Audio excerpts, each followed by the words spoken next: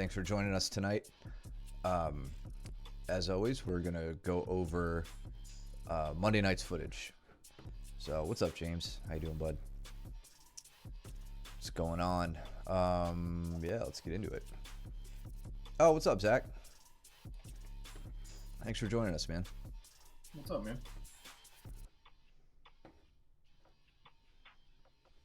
And then, so happy this week to see Justin back on the mats. I don't know if he's in the chat or not. But what's going on, Pat? Yeah, we had a lot of faces out on the mats on Monday, especially. Yeah, class had like 22 people, something like that. It was nuts. Yeah. Oh, look at Caleb and Austin getting right into it.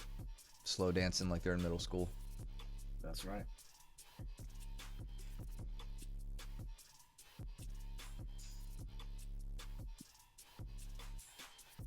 Caleb's slowly working his way around breaking Austin's posture. And I'm with Tim. We got Justin and Brandon. It looks like Daniel and Brandon up there by the door. So Zach, we have a camera that we put on the far wall across from the television, and to capture this, and then we post process the video. It's kind of like a security camera footage type thing, But better. Because we're not B team. but better because we're doing it. What's up, Joe? Oh, attendance. How's attendance logged? Oh, you just go to if you want to like take credit for watching the virtual stream, go to mooresvillebjj.com and log in there. And then somewhere on the website you can I think either on the schedule or whatever, you can click and log your attendance for this. Good question. We always kind of forget about that. Nice Kimura sweep. Yeah, let's go back to that. Those James and Jordan.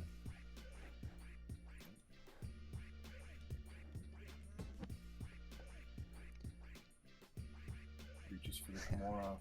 Nice.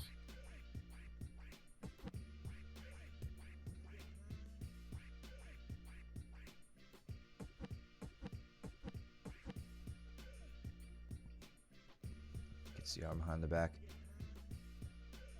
Nice. Good job. Way to go slow.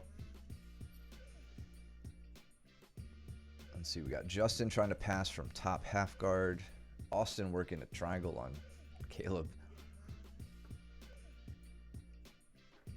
I think he wound up getting the arm. See that? Oh yeah, switch to a little lat armbar. Yeah. Let's go back to the beginning of this setup. I did kind of snuck it in on us. Caleb gives it to him. It's almost like he may have thought that he was going for like an over-under style pass and just didn't switch pressure onto the other side. Yeah, if you're going to do this, Caleb, and look, this is the first roll. Maybe you guys are warming up, whatever. But in general, if you do want to hit this at like speed, you've got to switch your hips real quick. Like right here, you can't hang out. You've got to shrug that leg over and pass the guard immediately because you're hanging out in a triangle. Mm-hmm. And then, yeah, good on Austin. Gets to a great angle here. Like, his hips are all the way out the side, super stacked up. When someone stacks you and your hips are out on the side, it isn't much of a problem for you. In fact, it can benefit you. And then, I love that he saw that switch to the lat armbar. And for those who don't know what we're talking about, let's see, where's the finish? Yeah, so right here, instead of hitting an armbar, well, first off, instead of hitting the triangle, like he has the triangle locked up, but the choke isn't there, apparently, just because Caleb hasn't tapped out to that yet. But his arm is extended and caught, and it doesn't look like the armbar you see when you watch, MMA fights or something like that, where you're gripping the wrist. Austin has tucked it under his armpit, and you could watch, as soon as he gets it there and he pulls his own elbow down, he just lifts his hips up, extends his body a little bit, and that's enough to get very, very tight finish. And then for Austin to tighten up that triangle, I think I've said it before, and I know it's easier said than done, but you always want to make sure that your knees and your feet are pointing in the exact same direction. So if you see your legs are perpendicular to each other, as you would expect from a triangle, and especially the traditional way. But when somebody's stacking you like Caleb was a few frames ago, you really want to make sure that your knees and your feet are pointing in the exact same directions as one another. So here you almost have it, but basically if you take your left leg and point it towards your right leg, then back heel down, it gets like shockingly tight when you do that. What it does is it brings the shoulder in tighter to the neck, and starts to close the triangle deeper than you might expect. We can go over it in class if it doesn't make sense.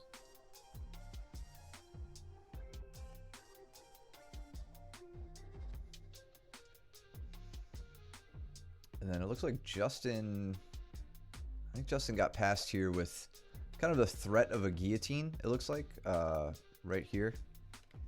So he's managed to get Brandon's head under control. Switches his hip down. He's trying to get that leg free. Good leg pummeling. And then Brandon turtles up.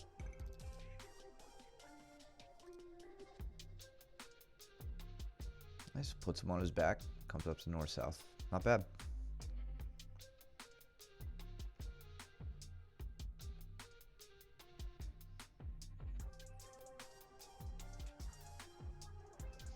And Jordan's did a really nice job of it's almost like a Sao Paulo type pass, is kind of what he was doing here, but staying really heavy, getting really long, and then walking sprawled out around the guard here.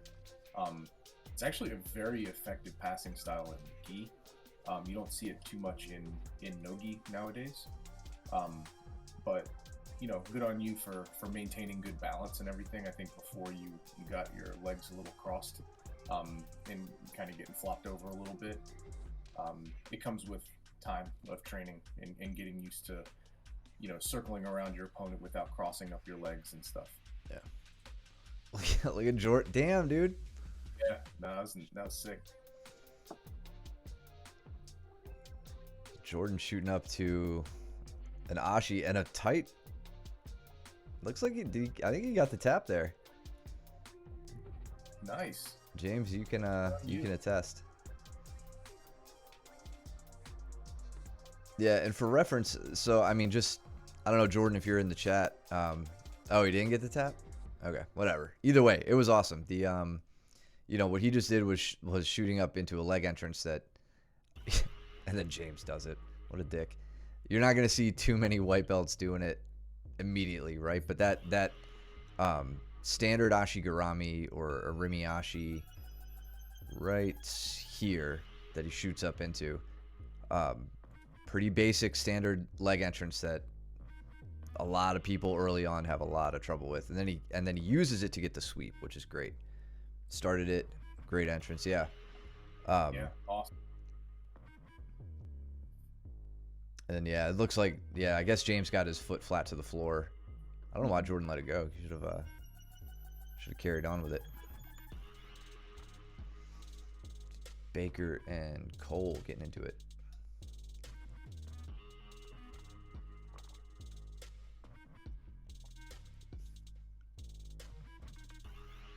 So your arms burned out, yeah.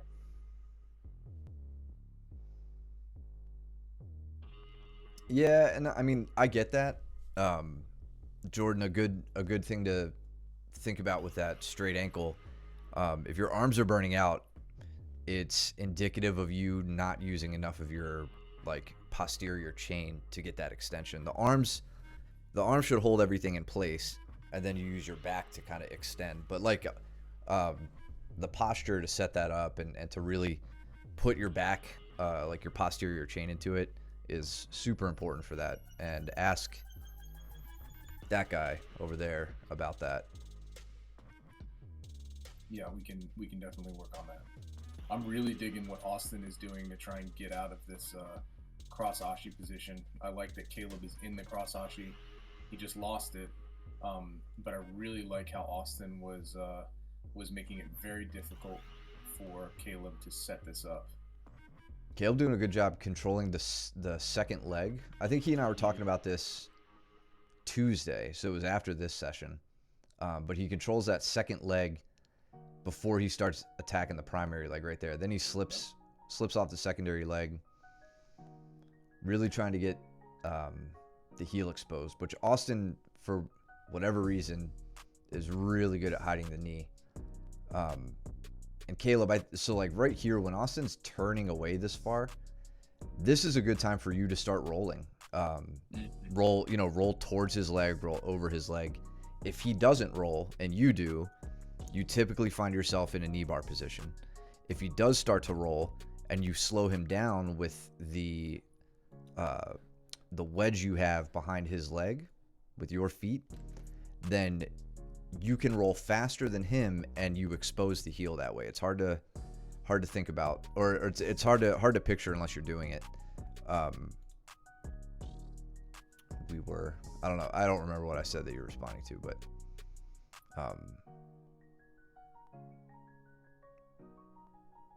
yeah, everything about this is it looks good to start. You're just gonna have to start exposing the heel a little bit better and getting to a better angle on it. Those are very technical exchanges too, what you guys were just doing. So that's something I'm actually really proud of. Looks like a lot of what we're teaching in the leg weeks are starting to really sink in here. Let's see what James did to get behind Jordan. Steps the leg inside. So, Gary Conan. Yeah. That's exactly. Yeah, I mean, to the letter. That's exactly what Tonin taught us. Like, dude, you know that seminar was 4 years ago. I think, like, I can't believe it. It was just over 4 years ago. Got like a reminder on my phone about it. Old as fuck. Yeah.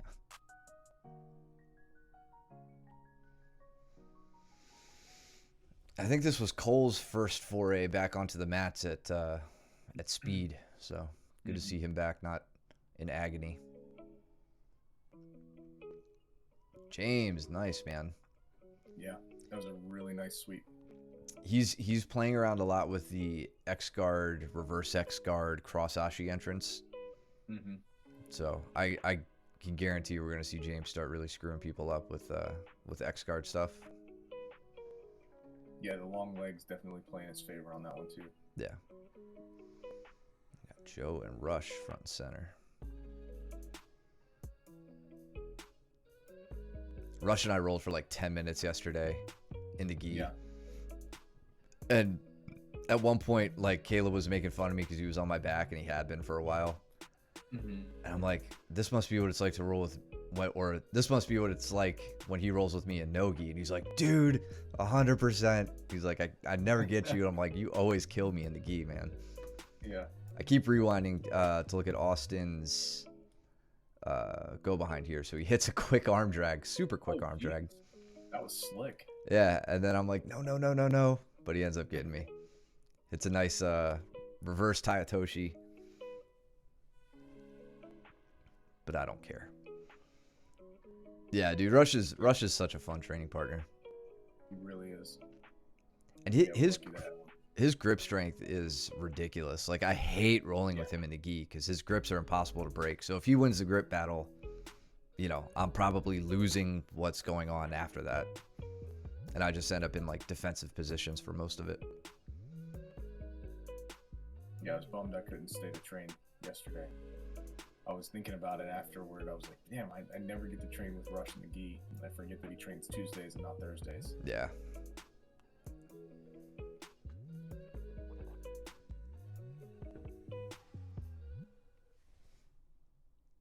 Joe with the step around knee bar entrance. Does he get it? Looks like Rush isn't too phased.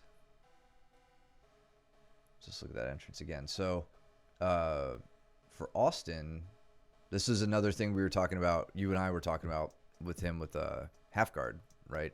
What Joe's doing to Rush. Ah, yes.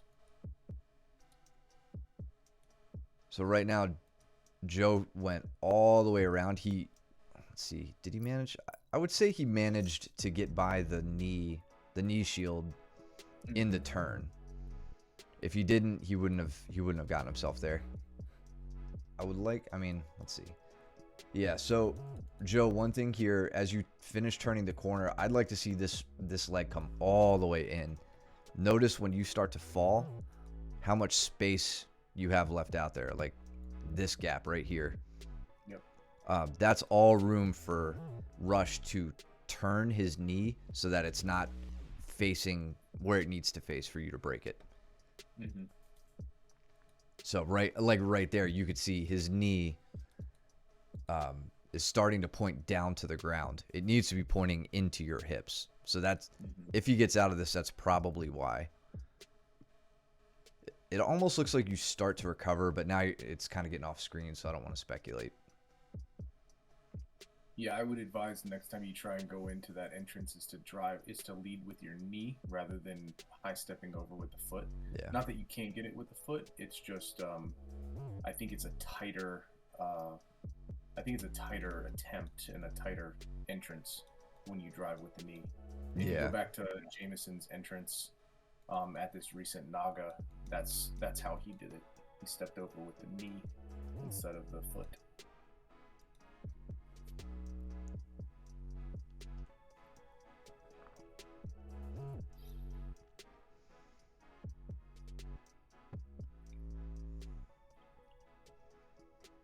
God, remember when we used to do the submission scoreboard in the stream? Back when. It was so inaccurate then. I can't even imagine how it would be with like 10 groups rolling now. Yeah, right.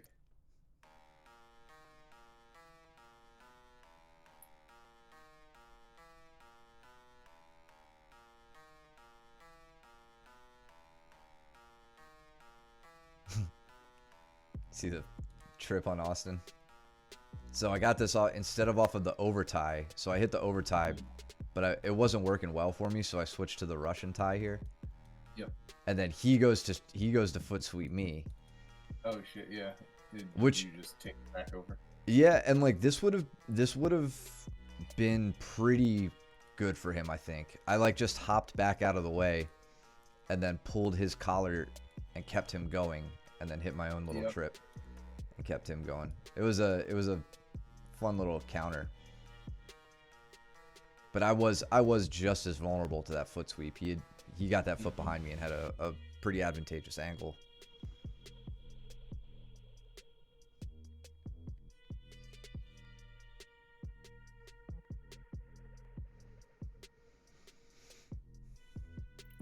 Let's see what Justin and Danny are doing. Danny doing real good to make connection on Justin. I wonder if Justin's in the chat. I feel like he hasn't had the time to watch much lately. I don't see him there.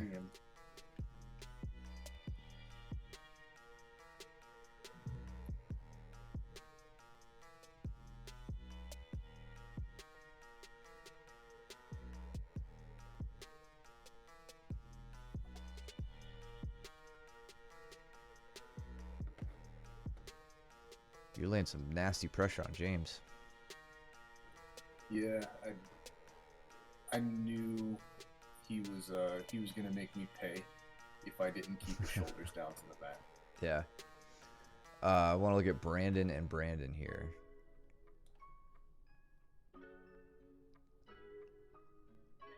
So Brandon on top, doing a really good job slowing down Brandon's ability to. Oh, that was slick. Yeah, to follow him around, setting himself up nice for an armbar. That was really nice. Good movement. Yeah, and not just the movement. Watch how little space he gives Brandon here. So hips are up a little bit, but his hips are up, but he's driving his weight, wedging in behind Brandon's arm. Shoulder. Yeah. Yeah. And then now as he makes this switch, little step over, and Brandon doesn't have nearly enough time to like try to posture up or like get his elbow out through the legs or anything like that. Yep. And then fall into to a good direction. I think just by trying to judge by the grip there, but it's hard to see. Yeah. Oh, lost it. Yeah, but I think he gets it here. I don't know if that was like if he just continued to break it over the hip or if he probably pushed it down to the left. Maybe he had the thumb in the right direction. Yeah, or maybe he wrist locked him, right? Or maybe. So, Brandon, for you, when somebody pops out like this is where we get into like different leg configurations on arm bars and when they're good times to use them, right? Like that three-quarter arm bar or Juji Gatami we always talk about. That's great when someone is really adamant about doing a hitchhiker escape, right? That turning escape. When someone manages to clear your legs and start to sit up into you this way, you can hit a triangle on their shoulder where, in this case, your right leg would bend down, your left leg would be the cross leg of the triangle, and that's going to put a lot of your weight onto his shoulder line so that it makes it very difficult for him to get to here where he's sitting up into you. You could pressure him back down. You take away a turning escape because your leg wedges in behind the head. And from there you can finish it probably in the same way you did. You said he didn't slip the elbow, so okay. Yeah, so a guy closer to your size may have been able to posture up a little bit better, put you on flatter to your back and start to turn his arm. If you remind me, we'll go over that. I've heard it called a shoulder senkaku armbar. It's something like Eddie Cummings and Gordon Ryan and like those guys started doing years ago, that started popping up in competition. Zach, how do you have your arms and hands positioned on James right here? Let's go back a little bit. Oh, yeah, you haven't really moved from here too much. Yeah, so it's just it's a head and arm configuration with my elbows flared out nice and wide. I think I tend to go with gable grips, unless I'm able to go elbow to elbow with this. I imagine with this particular one, I'm doing a gable grip here, and I'm spreading out nice and wide. And my head is on the left side of James's head, so my elbow is pulled over nice and tight to his neck when I do this. Do you remember a fight or a match where that armbar configuration was used to finish the shoulder senkaku armbar? I can't remember if Gordon did it with Josh Barnett. I think that may have just been a standard triangle armbar finish. I think Gordon did it earlier in that EBI. Okay. Yeah, I'll try to find an example of that for you, Brandon.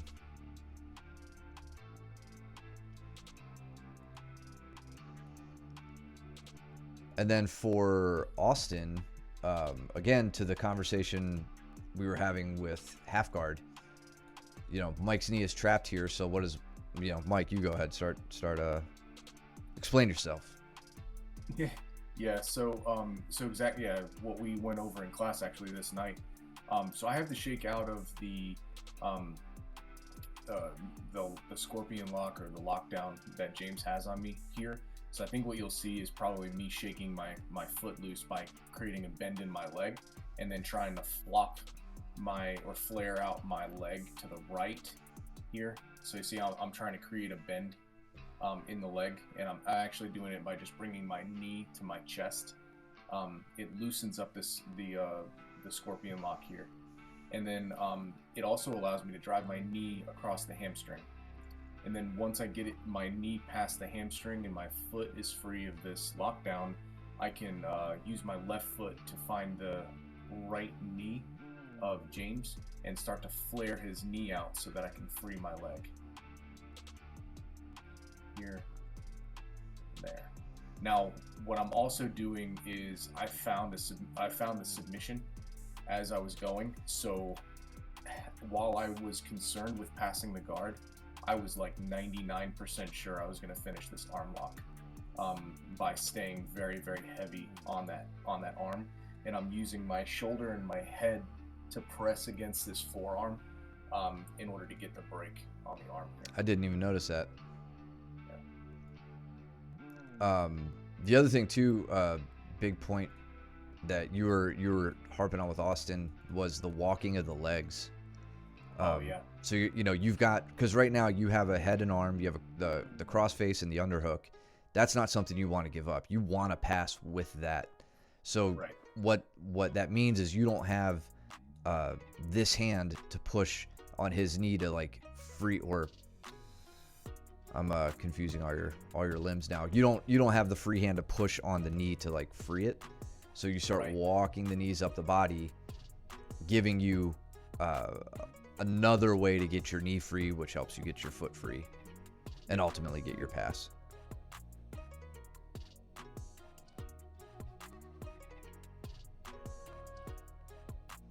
Yes, I opt for like a knee on belly there, so that I can get extension in order to finish that straight arm.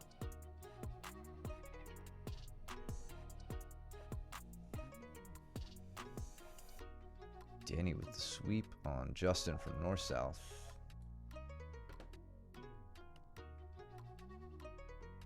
Looks like he passes Justin's own arm behind his back. Not giving Justin much of a choice here, but to hide his back and the arm. Cowboyed right over.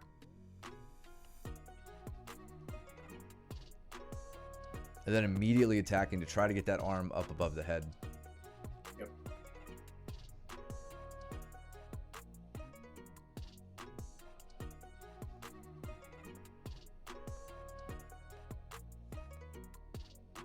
And got something. I don't know if that was a wrist or an Americana finish, but Yeah, I'm not sure which one. arm was definitely bent. Joe re-emerging with rush down here. Looks like he's digging in right at the end. Into an Arimiashi. Yeah, it was good. You're finding yourself there a lot, Joe. Even in the competition, you found yourself there. We definitely need to continue to work that position with you.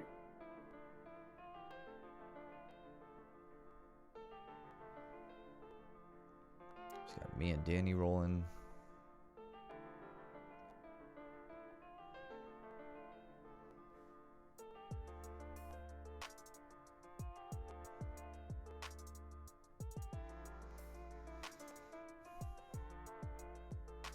And an Uchimata. So with Danny moving, moving forward into me, getting to a better position on me, at least, it seems that way. He's got a very deep underhook, coming around the back. That's my cue to lower my level, get my hip inside his thigh, elevate his hips to break his connection with the ground, and try to get him over on his back. He's getting wise to that all the time now, so he almost gets the reroll on me here, but we end up just in close guard. Nothing worse than like hitting a super clean Uchimata and then just being re-rolled. Yeah. Not that one was super clean. Joe, hitting an Ashi definitely will let you know if your hips are bothering you that day. Yeah. For sure.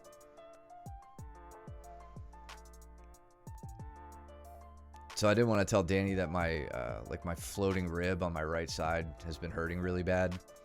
Yeah. But this whole time he's been he just put on this close guard and then was just squeezing I can see that. He's everything he had. Like the only thing I was worried about here was that like that old BS kind of like catch wrestling move where you do what Danny's doing, where you extend your legs and then you reach back, give them a big hug over that, hug under your legs and squeeze even harder. And I'm like, if he does that, I'm gonna cry. I won't tap, but I'll probably cry.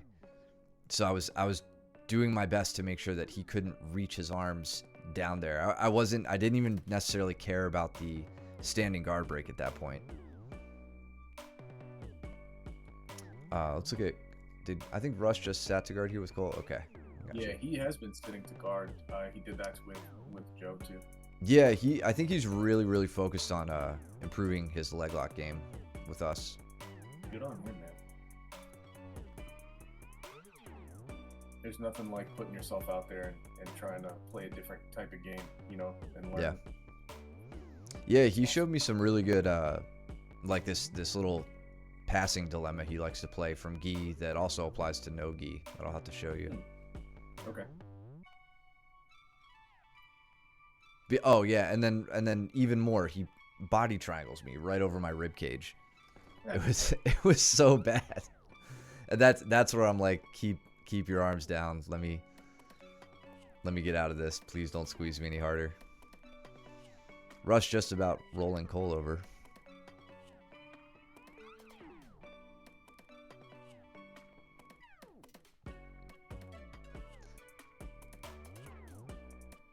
Damn, Cole was making that really difficult with that overhook that he had into the armpit. But Rush was able to move to a better position.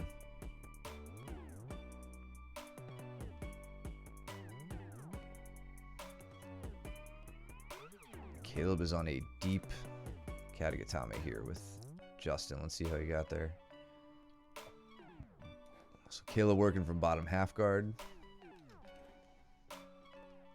And Caleb wins the underhook battle, right? That crucial battle we talk about. Right. He wins the underhook battle, and he also has his legs in the right configuration to really. What I really like about this is that while he's using his inside leg in order to start pulling Justin's leg out, he's also heisting over with the outside leg and starting to switch his leg configurations. And it's very subtle, but I think as both you and I, Matt, have learned from Danaher, it's a very strong position to have that outside leg over top. Yeah. And it makes taking top position so much better, in my opinion. Definitely works better for me than trying to use my inside leg to pull the leg out from underneath them. Yeah. Yep.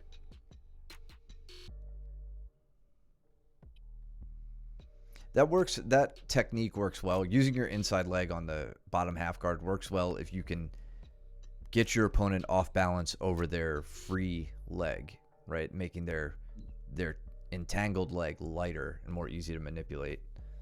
But even then, it can still be a battle.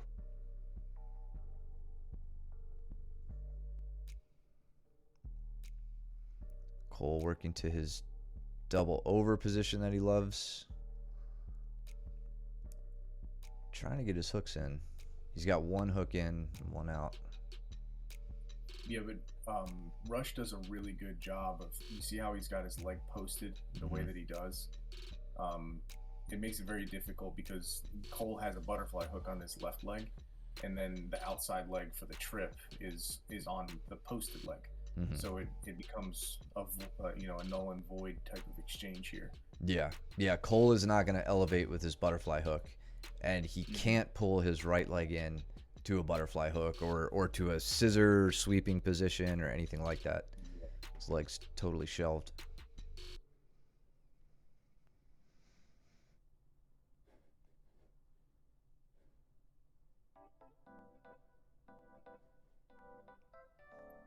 Now Cole has the makings of almost like a Kimura, but Rush's head is in the way. And I don't know if Cole kind of recognizes that he's in such an advantageous position here. Yeah. But, not to go in, I guess, to too much detail, right? But anytime that the arm is by itself, right? So if my head is off of my center line, then this arm is up for attack, right? And then vice versa. And in this case, Cole has his left arm over top of Rush's head. If he's able to pass his left arm over to his right side, Rush's left side, then he's fully isolated Rush's left arm. And that is the makings for Kimura. I don't care whether the guy's hands are on the mat, which is what you're classically told is the Kimura position, right? Is when somebody's hand slaps the mat. I don't care if it's on the mat or if it's on your leg, or if they're even got a fully locked arm type, or two hands locked behind your back. You can still set up Kimuras from that. Yeah.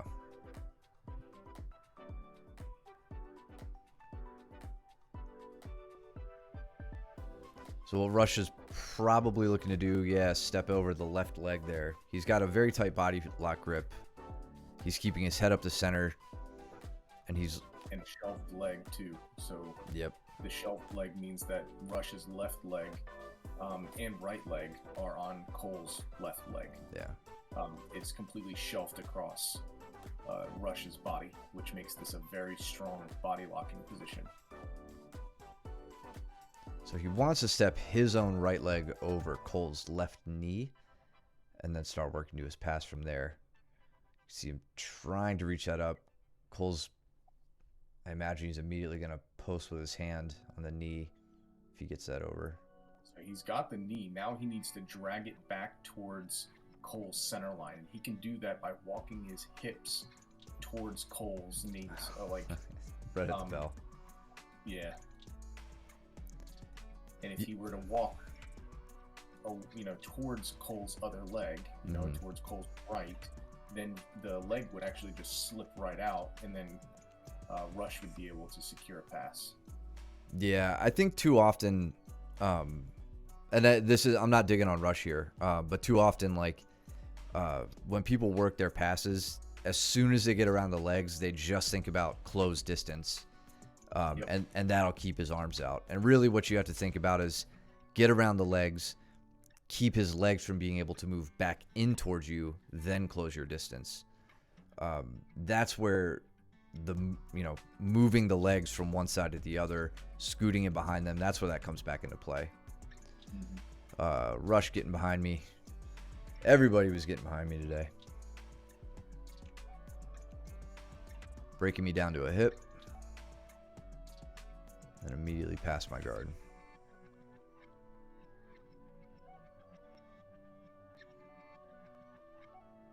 Again, training with Justin in a month, more than that. Yeah, something like that. He did come in for a gi class at one point last month, and I was able to train with him then. Yeah.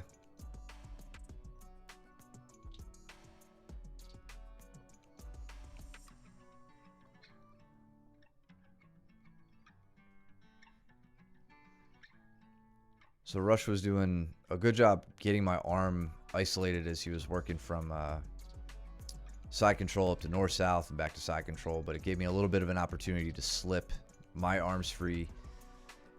And now I'm working to get to turtle, and he's looking to keep me there. He knows I like to spin through for those knee bars too, so he doesn't let me get those anymore. Sitting really heavy on that one side, trying to get that hook in. High ball ride. Briefly gets a look at the back, and then you take him right over. Good. Yeah, and this is a great spot. I actually really find a lot of comfort when I get to right here where I know I'm out. They're not going to recapture my back. I actually have two things I like to look for from here. It's either if this guy explodes out of the scramble and tries to take mount, I very often have a leg entrance, so I'm happy with that. If he is slow on the scramble, I'm going to beat him on it, and I can get up into at least close guard, and we all know how I feel about close guard and what I do from there. So I don't feel terrible about finding myself in close guard. Here, we scramble at about the same speed, but I get a really, really deep underhook here, and I heist up on my hand there, and then I start to power into him. So his connection with the ground isn't strong enough to overcome my base that I can push off of, and that's how I can start to power through his connection that he sets up here with his left hand that you can't see. And yeah, that's the only connection he has with the ground at this point. It's just his left arm. So it's easy enough for me to push through that and then put him down and then work my my close guard game. I want to look at Cole and Danny here, just how they got here. Cole found himself in a leg lock position. Looks like maybe they're just okay. They're just talking 50-50. Never mind. So back to the scramble. Start to get to my standing guard break.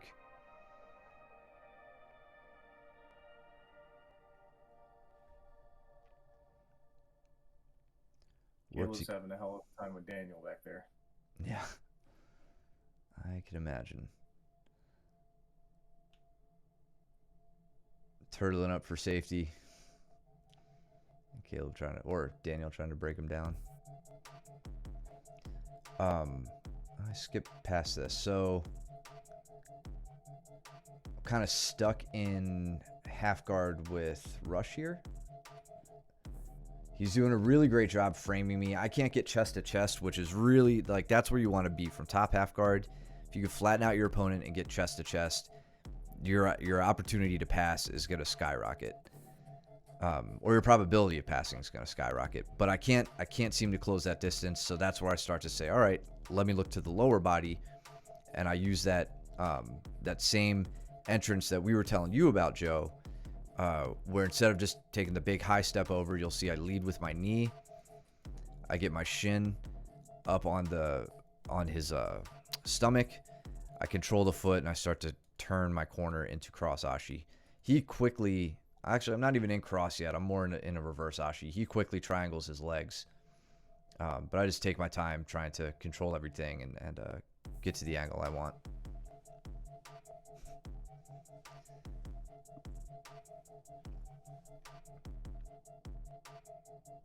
Caleb, nobody is completely comfortable there. You're a liar.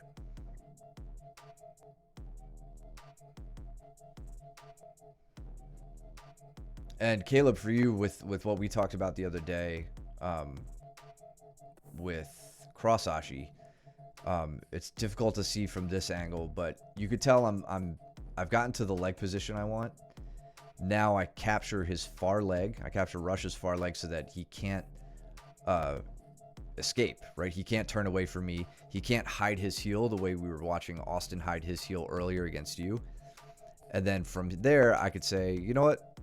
Let me hit an attack just from this. So I go to my the Texas Cloverleaf knee bar, start to hit that.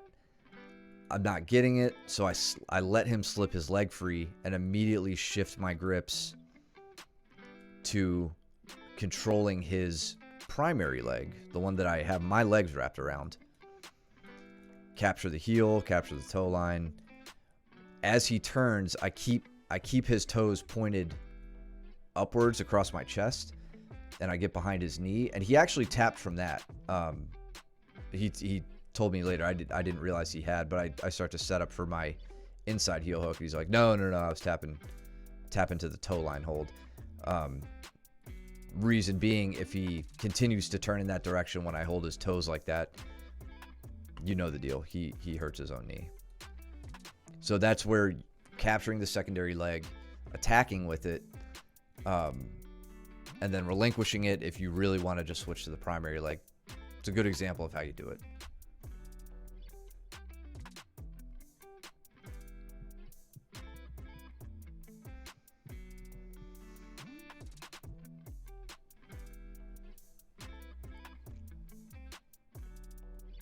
What happened with Caleb and Daniel here? I guess Daniel just got the belly down.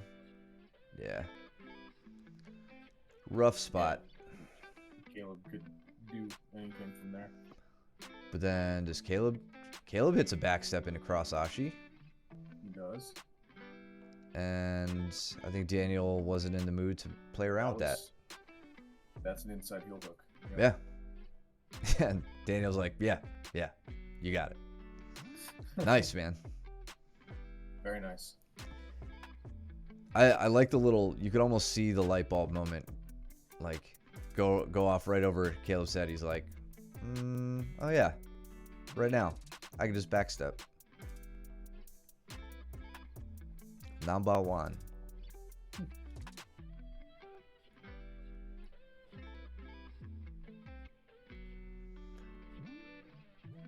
Good movement from Justin trying to stay safe here while you attack him from turtle.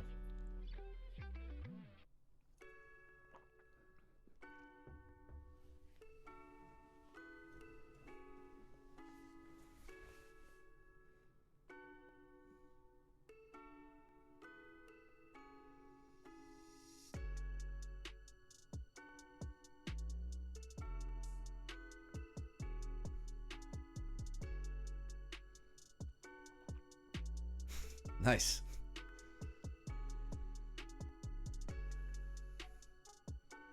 Give to him nothing, but take from him everything. I wanted so hard to get a go behind on Rush after everybody was just skipping around behind me.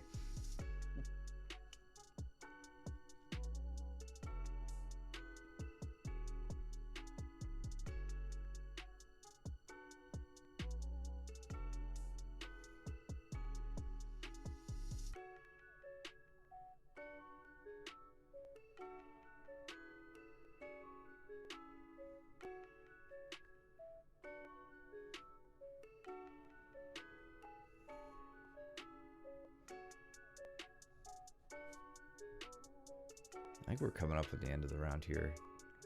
I don't think too much happened. Yeah. But I want you guys to notice just with when someone pulls guard on you, like I typically use it as an opportunity to win as much inside position during that transition as I can. So he pulls me down by the head. Legs are a little bit open. I'm immediately stepping my leg in to the passing position I like to use, that split squat. So rather than letting him win double inside position, which we often see happen with, I mean, even at the pro level, you see guys either bum rush in, lose the inside position with the legs, and get leg locked really quickly. I kind of want to call out Hasim Rita versus Luke Griffith, right? But that may not have happened exactly how I'm talking about here. So it might not be a good example of that, but you can use that transition to claim your space as you guys settle into that that position. You don't need to lose double inside legs. Work from half guard, step around them quickly, and you know, you don't even have to play that guard. You could immediately work to like a really loose guard pass. But yeah, don't just give them what they want from there. All right, Josh and Cole. So it's funny that little move Josh just did. Josh, if you knew a Kimura entry to attack Cole's left arm here, that actually could really work as an attack. Like, you know, kind of that rolling Kimura entry for the guard pass or the submission like you like to do.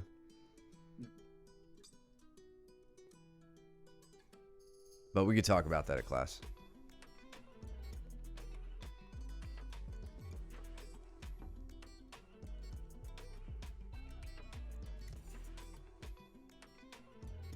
Nice switching.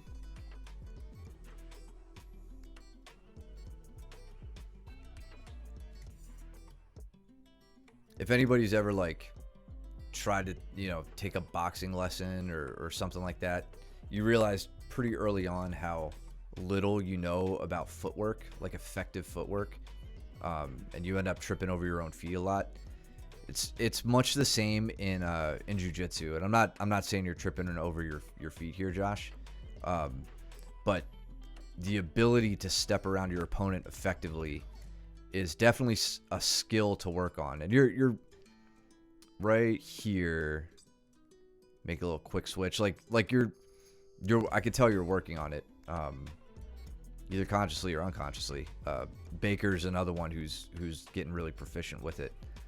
But yeah, that's a skill that you'll want to start developing. And I don't know if you knew what you were doing here, because I don't think we've taught you leg drags yet. but that's essentially what you're doing.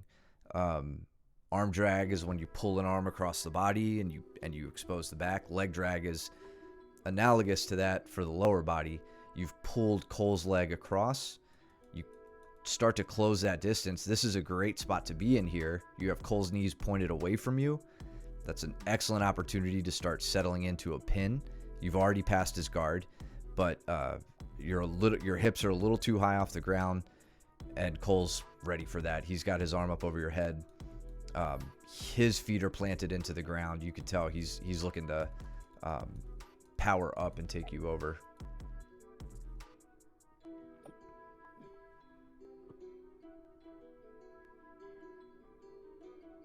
See Joe and James.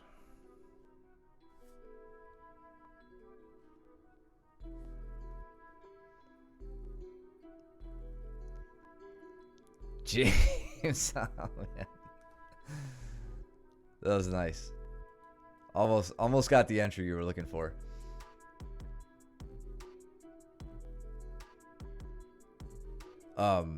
James, one thing, Sick. yeah. One thing you could play around with here is adjusting your grip from this outside over the shin to taking your hand inside between your ribs and his shin and hiking his foot up to your shoulder. That's a really, really powerful X-guard position to get in when you can get his foot that high.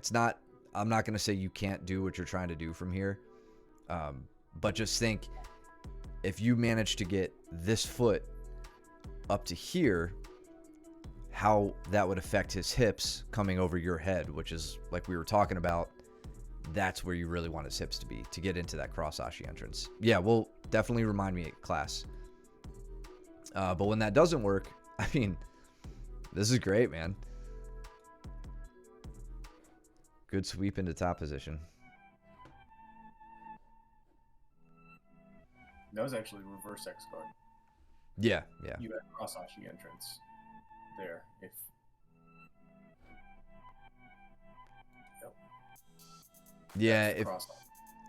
If you could have captured that, if you could have captured his leg that's painting the ceiling right now. And all that is shooting your hips up immediately, right? So you should shoot your hips up and then carry the roll through. That's all it was. I'm pretty sure that's what he wanted. Like that, right, James? I think that's the one you said you've been working on. And then Joe, for you, man, let's see where. So, yeah, this is going to be. You want to get your hands from this side of James's legs to this side to allow you to kind of rotate around the body to start coming out the top, or coming out the side rather. So long arming with your left arm rather than long arming with your right arm. I don't know if that makes sense. Yeah, and James sprawling out of that was very, very helpful for him. Yeah.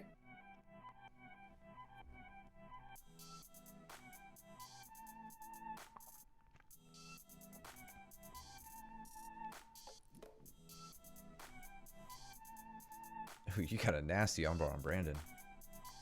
So this one came from an escape. So Brandon comes around and starts and passes my guard. And I could already see it happening. Yeah. So he keeps his left arm on the far side of my body, and I wind up being able to sneak in my bottom leg and then hike up my top leg over top of the head. And so when I do that, I can actually put a lot of lat pressure down on the arm here. His arm slipped out, and so I just grab the wrist and then pop him down here for the arm lock. Nice. Yeah, Joe, it did look like you were holding on with a death grip to that. You're like, I know there's something very close, but I don't know what.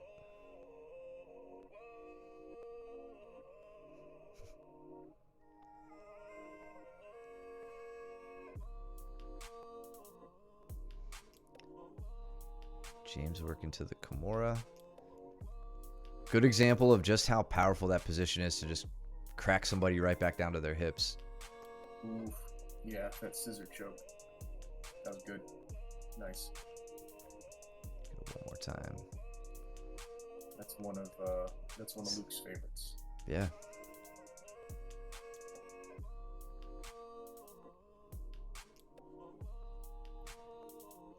It's funny, I usually find myself getting scissor choked by Luke with my face like looking up towards the ceiling instead of down towards the mat. Yeah. You know? Yep. Typically because I'm trying to hide my back from getting, having the Kimura slip behind my back. But I think James kind of forced him in the other direction. Joe doing a good job disrupting, switching into the knee bar.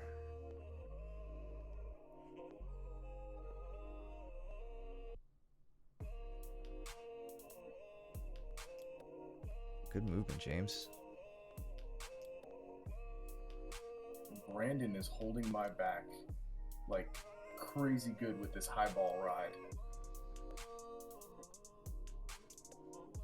And I just was able to shake his bottom leg.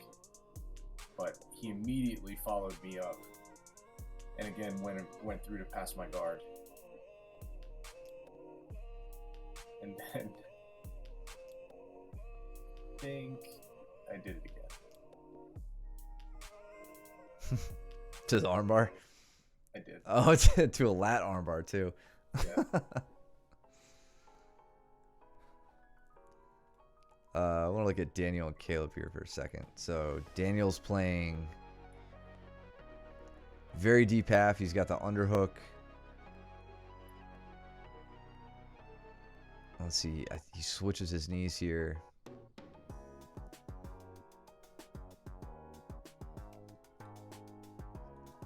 So slowly building up, and then as Caleb rises up.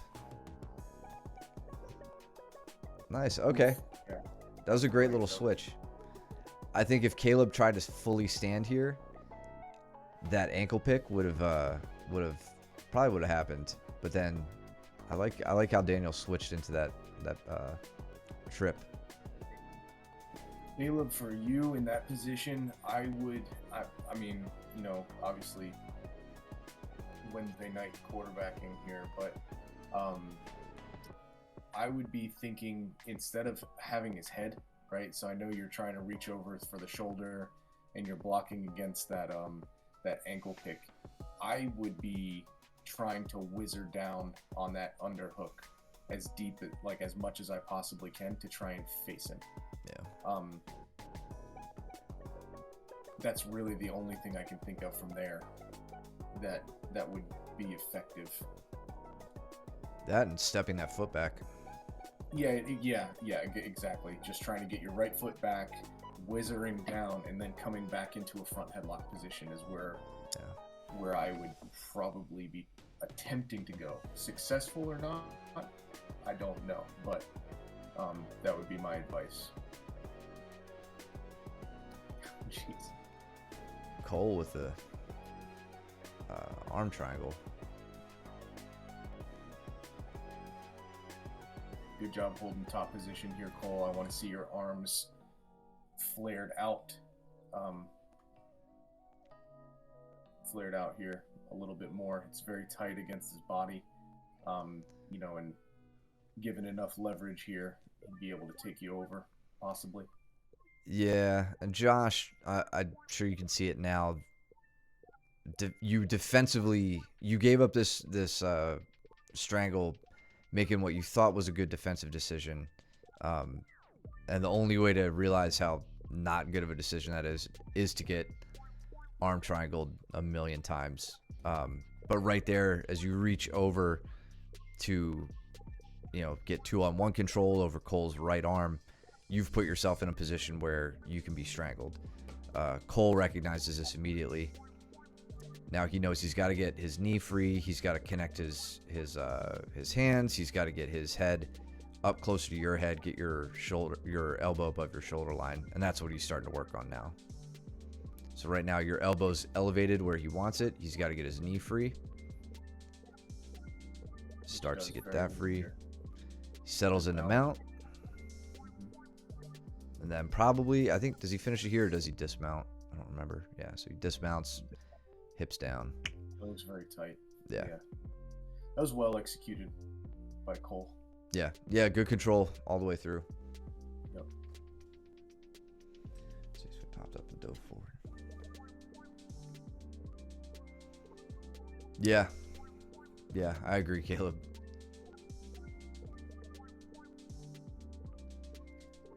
And then what happened with James and Joe? I guess James, okay, James got on his back. Sinks in the choke.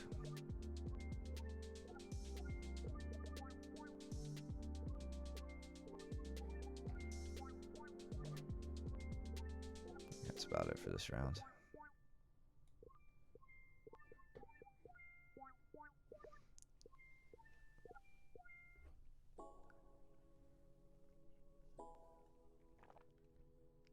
He's got me and Brandon. And Danny and Tim.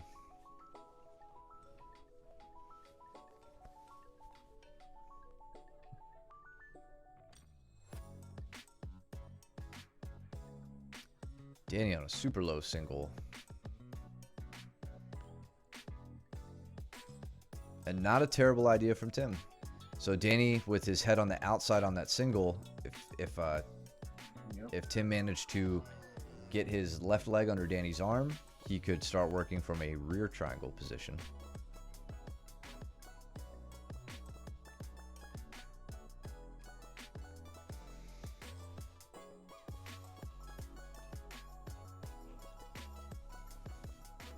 Those long legs need to be doing body triangles all day. But I know Tim's new, right? I haven't trained with him.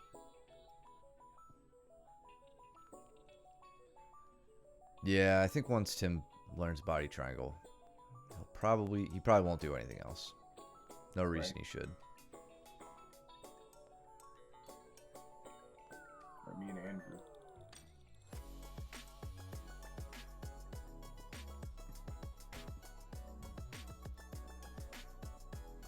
Andrew brought the heat that night. We have a roll later. Most of it goes off camera, unfortunately, but he was taking it to me.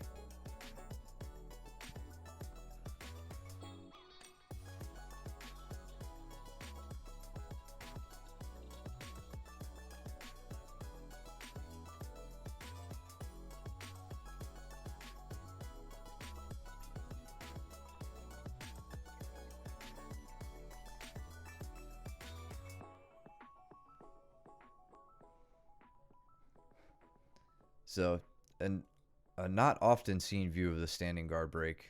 From the back here, we could see just how much that pressure on the inside knee is really effective in breaking open the legs. Tim is doing his damnedest to hold on here, and he's got long legs, and Danny's not exactly a rotund training partner. So Danny's putting so much pressure on the knee, it makes it very difficult for Tim to continue holding on to that grip. Once Danny feels that grip pop, that's when he knows, drop the knee below his knee, work to the guard pass. Good job on Danny. You see how Danny's using his left hand to slow down the hips of Tim. That's another little nuance to when you're trying to either get into north-south or you just can't get your side control positioning right because your opponent is obviously very resisting and they're not trying to concede the guard pass.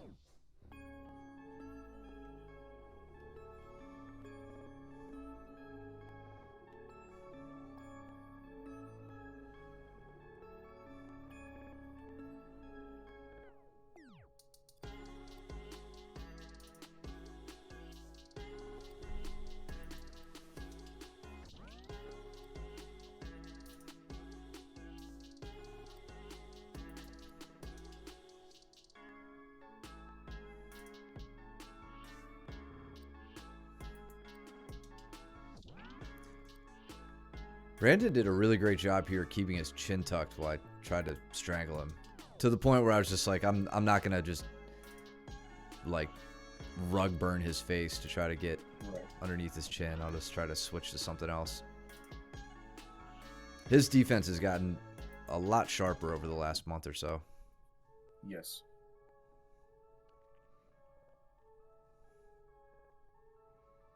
I don't know.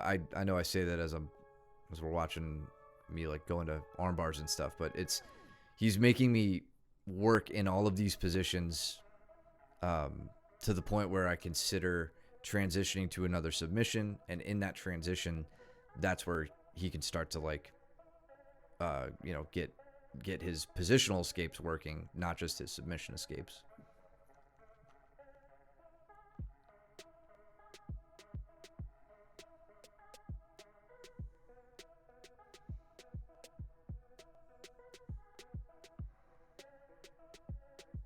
So he and I went from back control to an armbar, now to this dorsal Kimura position.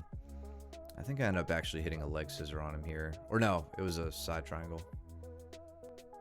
But the whole time I couldn't break his grip, I couldn't isolate his arm. So now it's focusing on transitioning to another submission where I get the side triangle.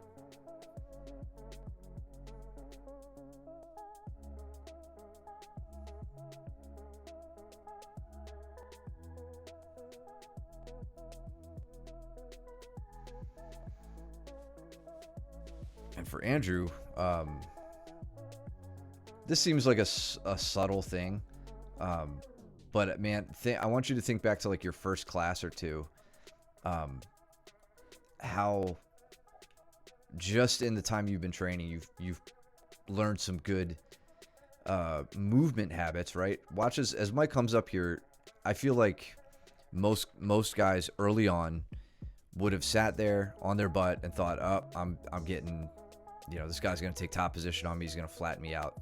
You feel that you're losing this position, and just the simple fact that you hike up to your knees here and try to get control, like a front headlock control on Mike.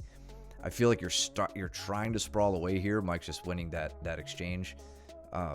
Those are all. I just want you to take a second and think about where you were and where you are now as far as what you know about keeping yourself safe, creating good defensive postures, not flopping over, as you hear me complain about so many times on the stream when I see white belts doing that. So, good on you.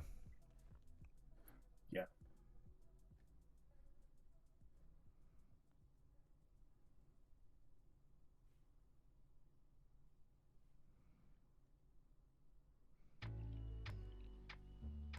Joe pulling in.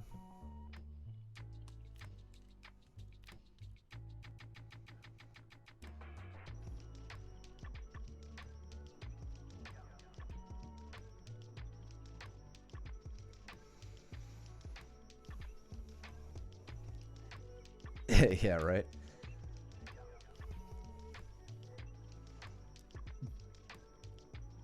It's like Steven too, man.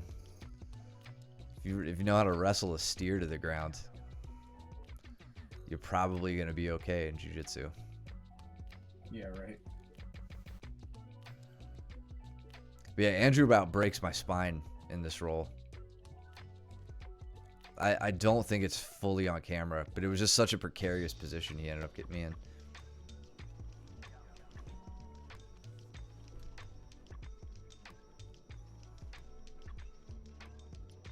So Joe, what I want you to notice from this roll is how you're actually so I mean, it was a great reversal, right? I should hold my tongue. But your grips are saying stay on top of me, right? Like all of the grips that I'm seeing coming from you, you do have a frame on the hip, which is ultimately why you get this reversal, right? Is because you've got a frame on the hip and then you're forcing the head down into your lat. But from an escape standpoint, right? If you're going against me or if you're going against, I don't know. I would say I'd really like to see you using effective frames in front of my throat, right? And trying to get me away, creating space. That way you can get your knees in, rather than holding, Danny into you this way. Like I said, it works out for you, right? You get the reversal here eventually. But I think it is it can be it can be a gamble, right? And against somebody else, it may not pay off, right? I mean, think about Cole. Cole's not the easiest one to overturn from that position. If he sprawls out really far back, it's going to be tough for you to take him over. Not so much with Danny. Danny's a little bit lighter. That's all. Yeah, especially a position like this too. Danny doesn't have the crossface arm in, but this is where guys get caught in Von Flue chokes all the time. That that guillotine counter that the top guy ends up getting. I agree with you, Mike. I would definitely like to see your right hand working from underneath Danny as opposed to reaching up and over the back or the neck. And yeah, it does work out here. And Mike, you roll me like this, probably a couple times a month. I do. But I don't know. I hate to just say it's different and move on from there. But I would say we also spend probably 99% of our matches together just completely trying to stop that forward pressure that they've gotten themselves to. So that all comes from a last ditch effort, right? When it happens, it's normally I've lost everything else, and you're not letting me get my frames back in, so I got to try something else. Right. But that does work out for you. Let's see what Danny does. Okay. Danny do what Danny do.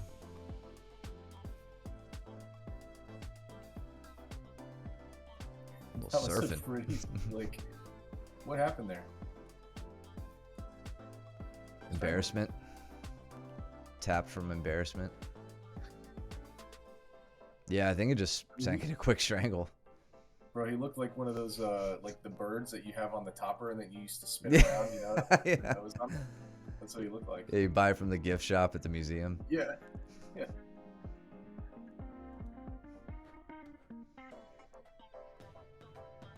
I want to see. This might have been where Andrew so I'm in open guard with Andrew here at the bottom of the screen. Mm-hmm. I go to hit a hip bump and he stops it, and my arm just collapsed, and my shoulders wanted to keep going, and my hips wanted to go back the other way, and I was like, oh man, this hurts. I had to take a minute. I don't know if Andrew noticed it, but I had to take a minute while we were rolling. Just all right, gather yourself. Make sure your rib isn't broken.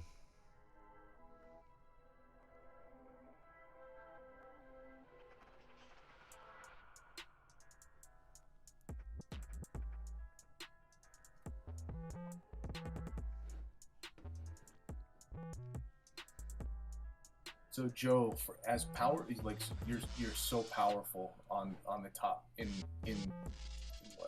you're just a powerful guy, right?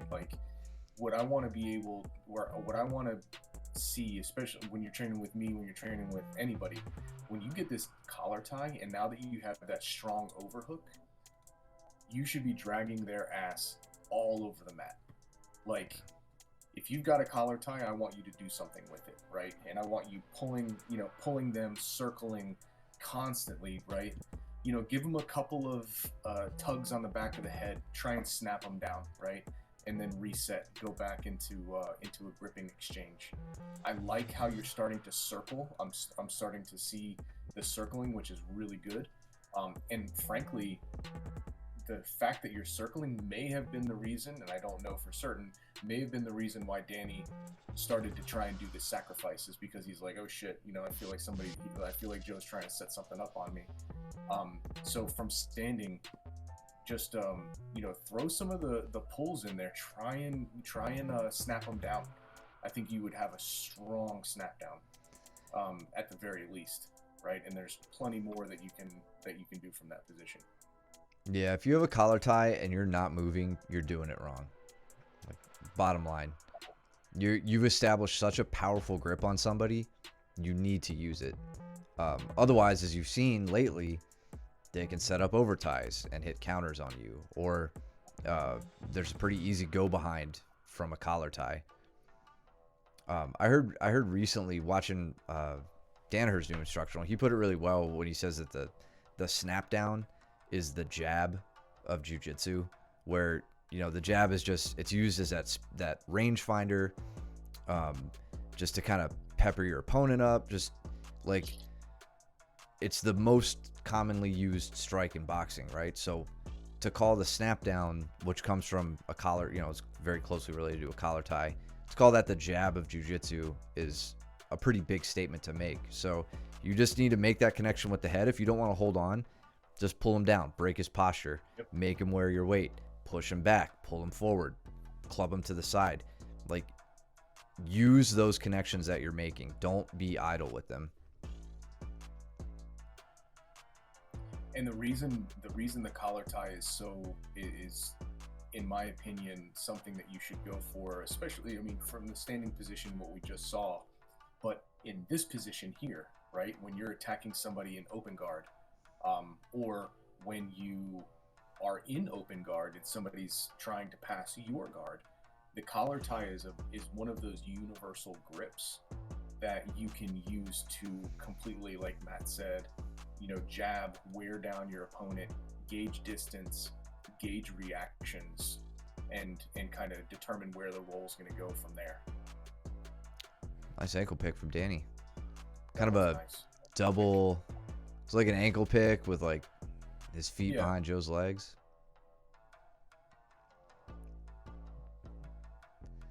Yeah, his down is certainly in like great. Yeah. His lockdown hurts. I like Danny's aggression here though. Like he gets out and immediately starts re-attacking Joe. Joe, now you're working with some frames on the inside. Yep. Got him over real quick. Nice use of north-south here. Want the head and the hip. I want to see your head more in the hip.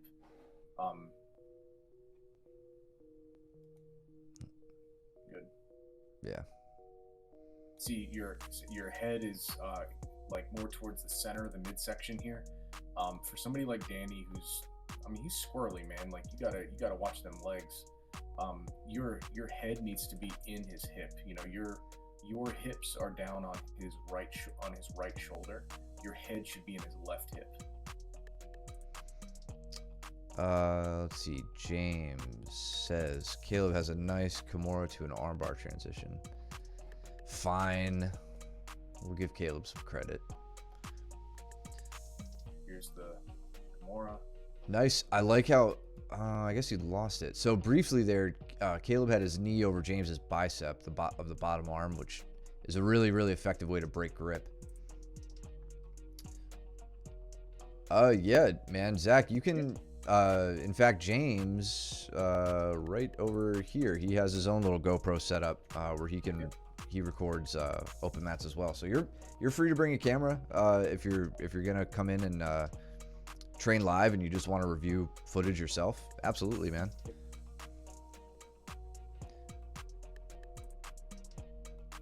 So Caleb doesn't get to Kimura here. Okay, but he keeps the grip. Great. He started to come around behind the back. Now he's back to dorsal. This is a dogfight, man. It really is. Great defensive armbar reaction, James. Immediately getting Caleb's cross-facing leg off the head, and that's such a gamble. It's so scary to do that if you're not comfortable in this position, because you no longer have your arm safe with the closed connection. You break that to like clear the arm off your head, but you're worried maybe that's going to be the time he rips my arm away. Yeah. So it's a gamble, but it can pay off really well. And then I love that James, you get the leg behind your head, you plant your feet, and you drive your shoulders up and through, making it impossible for him to finish the armbar at that point. Yeah, man, that was a great transition.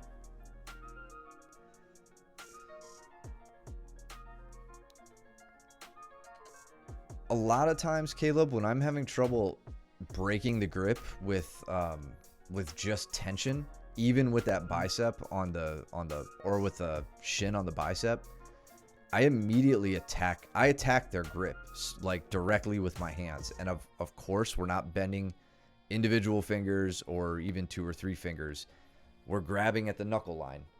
So if he's got a gable grip in, I make sure I have a very, very tight grip with my hooking arm, and I could reach down, grabbing at the knuckle line, and start to disrupt the grip that way. Again, it's not, I wouldn't say it's my go-to, but with some tension on the arm and then that attack of the knuckle line, you might be able to find yourself breaking more of those grips open. So I would give that a try.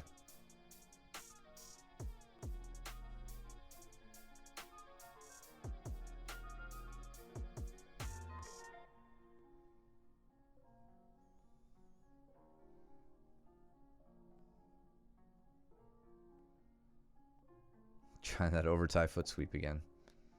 Just not getting people moving enough. That I'm not taking my own advice for what we were just yelling at with Joe, where if I have that connection, I need to make people move more. Yeah, I mean, I think that what's exemplified though here is the fact that you're able to cut angles. So that's really the point of these those grips. I mean, you just hit a really nice kick on. Yeah, and this was cool because it was kind of a culmination of a nice exchange of like attempted foot sweeps there. He tries to hit me with one. I stayed connected to him. I go in for one. He tries to go back in for something, but I grab the knee as he does, and with my collar tie, I'm pulling him down as I'm pulling the knee up, and I get a nice little dump there. Yeah, I mean, and I think you, while you're not being as aggressive as like what we were talking about, you're still using the collar ties to create a perpendicular angle on Justin the entire time. Yeah, like I'm not staying in front of him. Yeah, you're not doing that, right? And Joe, that's another piece, right? You don't have to be, constantly in action with these things, right? Like, you get where you need to be, and then you can start working.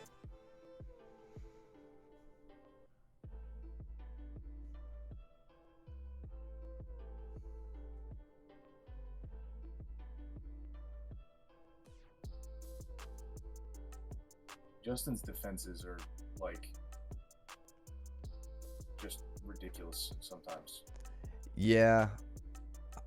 I prize I think I've said it before. I prize getting rear naked strangles on Justin because he's that good at defending them. So I know if I can get it, when I get one on him, I've done a lot of stuff right. It wasn't just a lucky thing or a mistake he made. It was definitely earned. But it often just ends up me having to transition to something else. I'm going to hide you for a second. This is the only match we have going on right now. So there was just a transition to an armbar, but he had full ability to hit his turning escape. I didn't have... I tried to go for... Did I? I tried to go for like...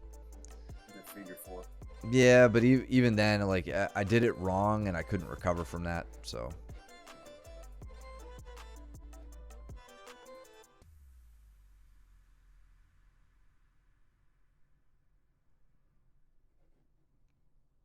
And from here, just notice this was kind of I'm not fully in a half guard. This is a butterfly sweep. I don't have my bottom leg engaged, but I lead with that top leg to get to my underhook.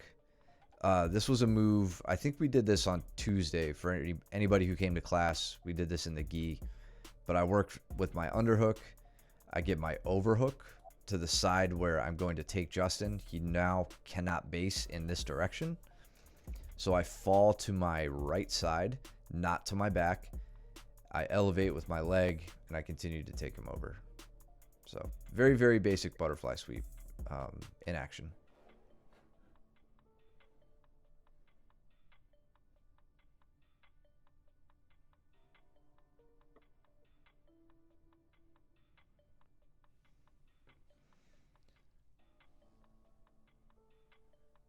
Yeah.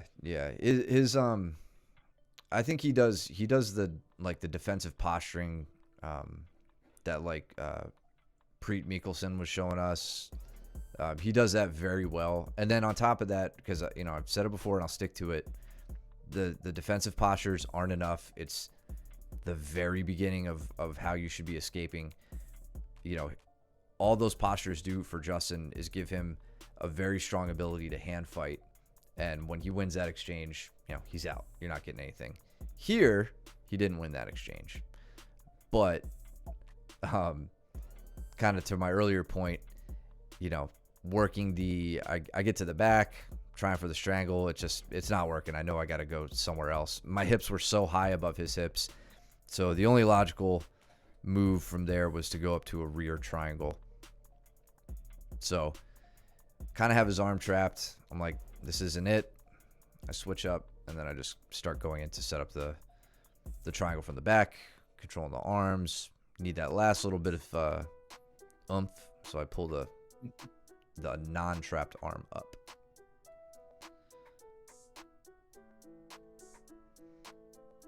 Oh, and let me see if I do it here. Yeah, so I want everybody to notice this, because I've been hitting this on a lot of people, and I love doing it, and I don't want passing guard to be this easy on any of you. I know I showed Joe this. I talked about this with Cole on Saturday. Watch how I pass Justin's guard. Pretty simple, right? There's very little movement for me, but what am I doing? Since this is open guard week, I want all of you guys watching to pay attention to this, and I want you to take it to class and try it. What I do, I post on his shoulder, and I post on the opposite knee. I push his shoulder back so that he is only in contact with the ground on his butt, and he has no contact with me. This is only gonna, or I should say, his feet don't have contact with me, and he doesn't have a collar tie, so pretty minimal contact. You'll often find yourself there when you're first approaching somebody in a seated guard position. You'll find yourself there way more often than you think. So you post the shoulder, on the knee, you tilt them back onto their butt, and then you just spin them by. I push his legs past me here, and I ideally push the shoulders around this way, and it just moves their leg right out of the way. If it doesn't work, or if you don't get them all the way through, they're going to take their top leg, they're going to high leg over, try to get back in.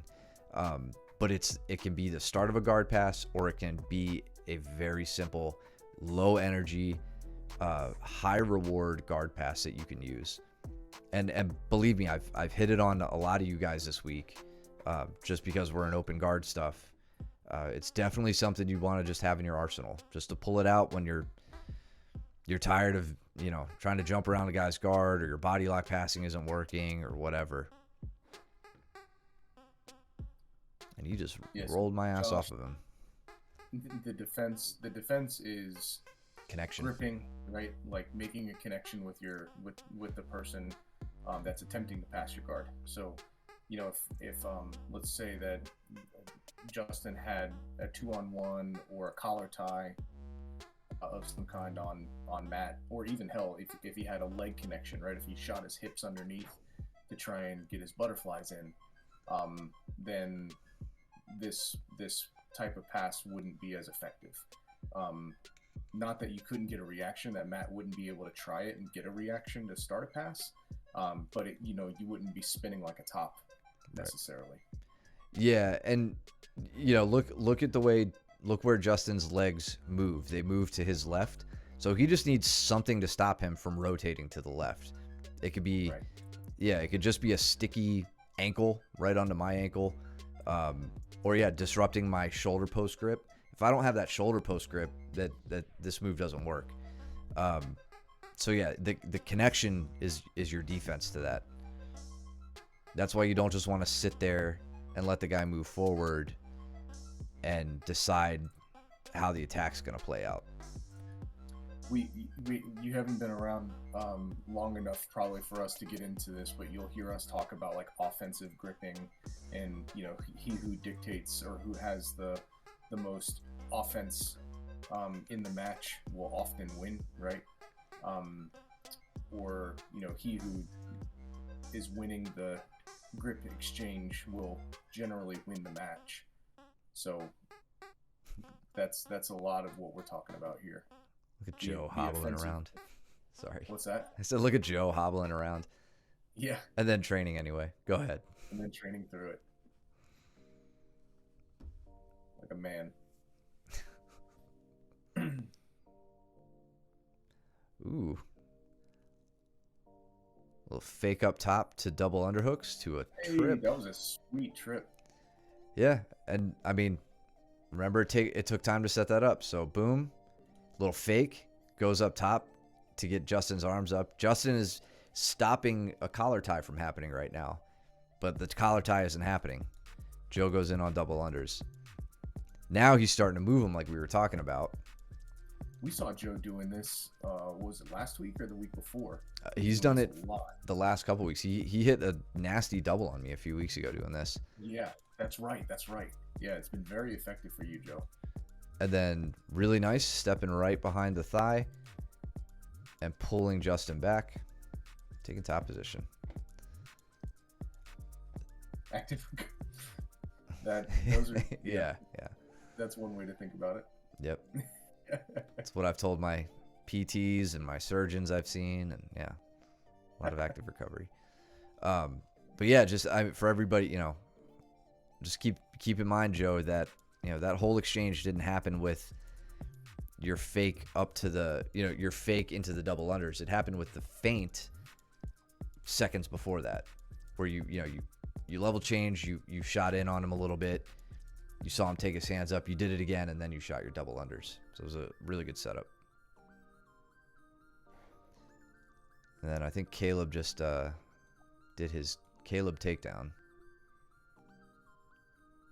Yeah, savage.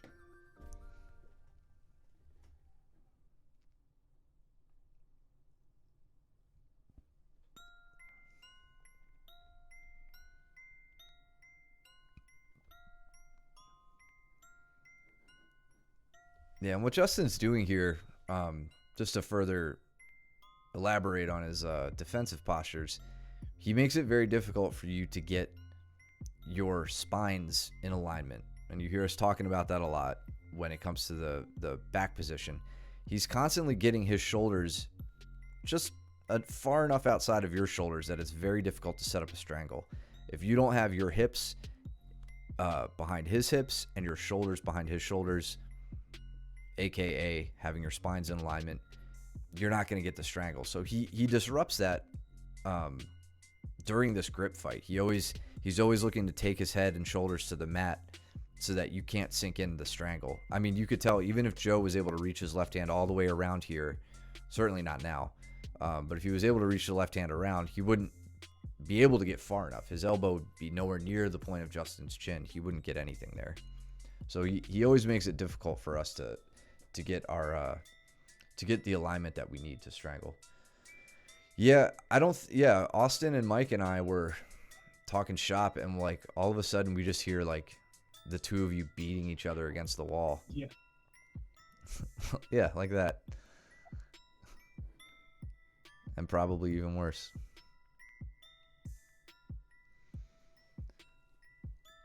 So I like what you're doing here, Joe. You're from top position, looking to get Justin's elbows way above his head or above his shoulder line.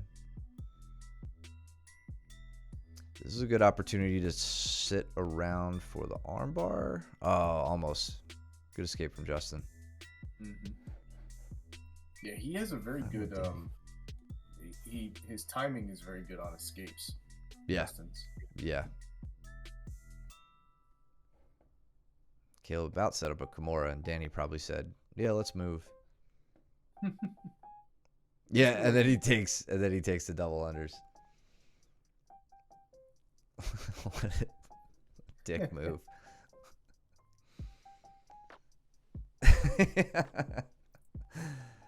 I don't blame him. It's the last match and it's against you. You should refuse his refusal.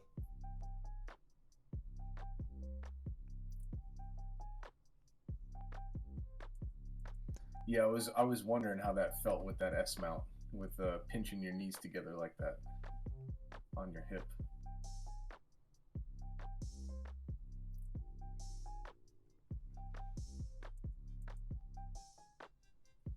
You know, Damn, I know that we, worked again. yeah, and I know we gave him shit for it. But even in that first instance when he used it, I think he used it seemingly after some attempts to get frames in. You know, I would say similar to how you use it. Now, just watching that exchange, Justin was laying on a lot of top pressure. Go ahead. No, I was just gonna say, it was well timed. Yeah. I mean, like right here, he doesn't have, it's going to be hard to pummel in. He gets right to here. He feels Justin's head way across. Yep. Yeah. Well thought out, well executed. Yep. Great. Awesome stuff. Thanks for sticking around tonight, guys. And welcome to all the newbies. Zach, glad you could join us tonight. As always, bring any questions that you have. I feel like tonight I said it more than usual. Anything I mentioned to you guys to talk to Mike and I about at class, please bring it up. Don't let us forget. We're always happy to help. You guys are very welcome. Thanks for tuning in. As always, follow us if you're not. Subscribe if you haven't. It really helps us out. If you got Amazon Prime, you could hook us up with your Twitch Prime. If you want to support us at coffee.com/MOBJJ, we also have a little tip jar there. And then over on YouTube, subscribe over there where you can watch these for anything you need to catch, anything you forgot, anything you want to show your mom and make her proud. You can pull it up over there too. What else? We've got some competitions coming up in the new year. There is a Raleigh competition December 17th. I will not be there. I don't know if any of the coaches will be able to make that one. Holiday season always sucks. But what was it? January 14th, I think, is Naga again in Greensboro this time, not in Hickory. Thanks, guys. Appreciate it. So if you guys want to compete, you can start thinking about it now. I know a few of you are hungry to get back out there on the mats, so we'll keep that in mind. Talk to your coaches. Let us know if you want to compete, and we'll make things happen. Otherwise, I think it's just back to class tomorrow. Gi class with Luke. We'll be wrapping up open guard tomorrow and Saturday, so make sure you're there for that. And do that little guard pass I was showing you guys. I want all of you hitting that on everybody. Thank you for all the knowledgeable Japanese and high-level English that you will soon be Googling. You're very welcome. I don't know how to say you're welcome in Japanese, but anyway. Yeah. You got anything? No. Good to go. All right. Let's get off here before we make further asses of ourselves. Yeah. We'll talk to you guys later. Go trim your nails and do your laundry and don't be stinky. And we will see you at class. Later.